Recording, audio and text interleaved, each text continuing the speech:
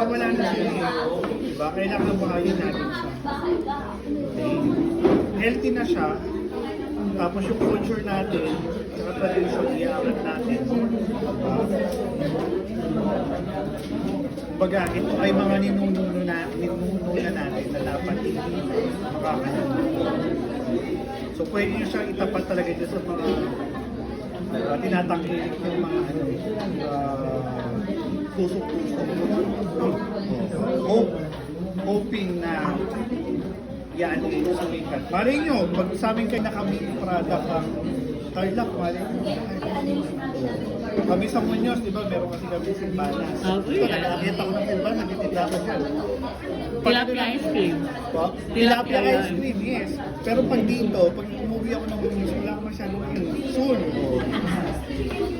Palitaw ng Victoria.